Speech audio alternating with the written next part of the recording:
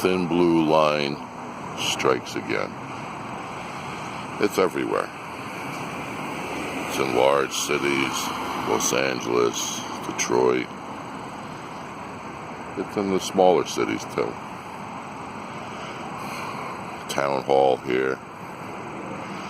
So you've all seen my tyrants at my door and I won't tell you my name video, and I don't answer questions video, and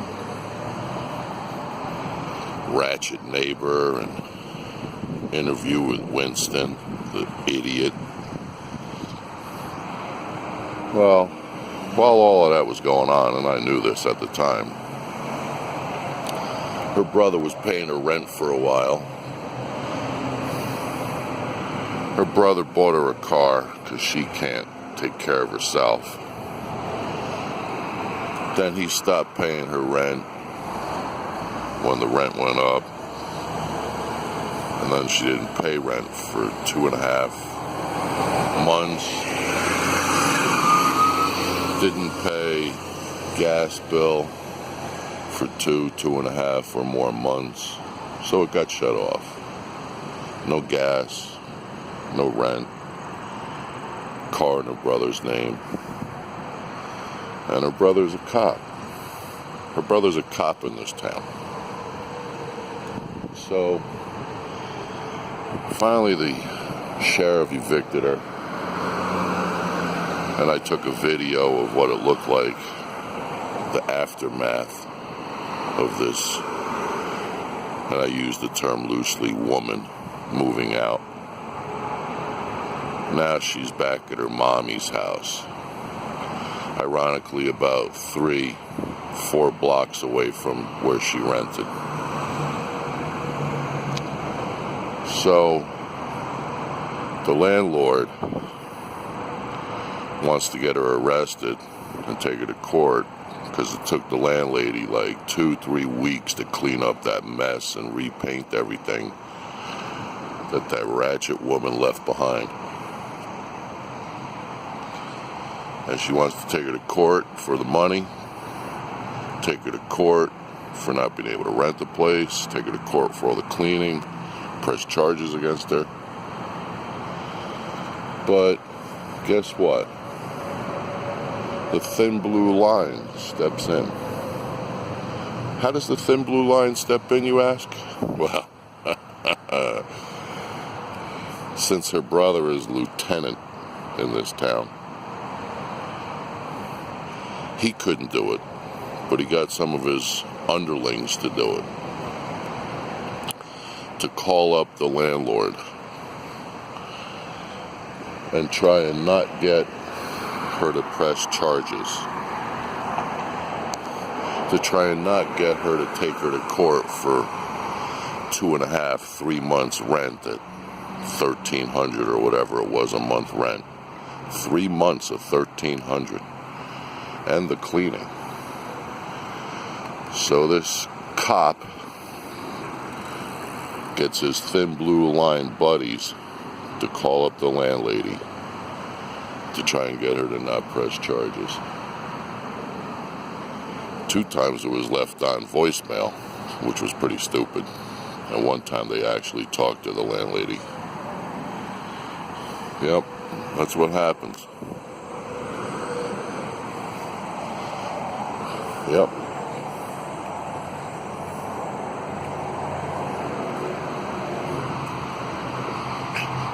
I think that's illegal.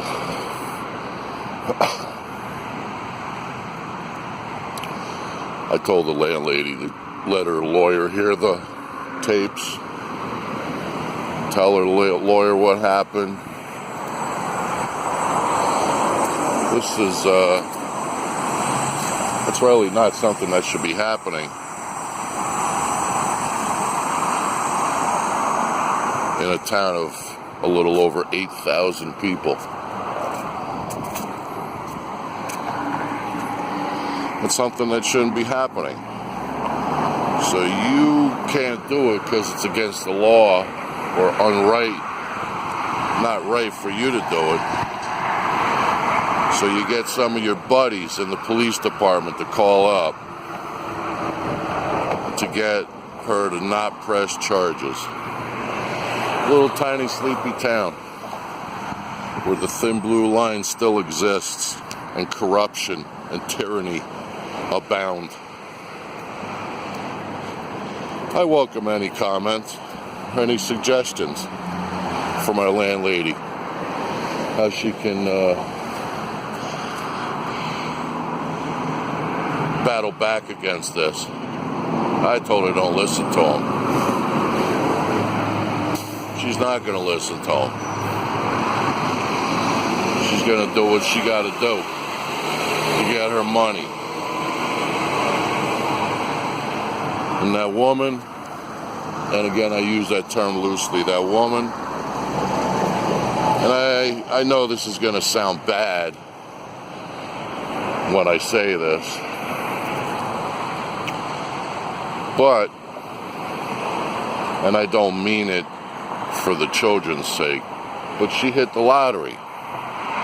She doesn't work. She can't keep a job. And she doesn't have to. Because she has 2 kids that are handicapped. So she's going to be getting money from the state forever to take care of those handicapped kids. So she hit the lottery, having handicapped kids. I think the woman ought to spend 30 days, 90 days in jail. That's what I think.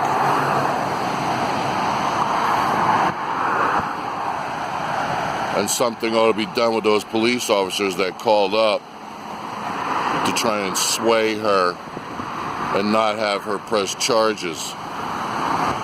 That should be some kind of illegal. That should be some kind of wrong.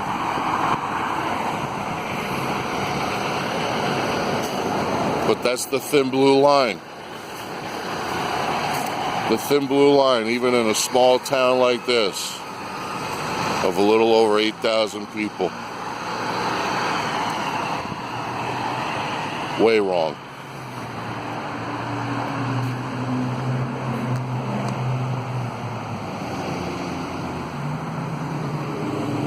So, if anybody has any good suggestions for my landlord or any good comments about this situation, I welcome them.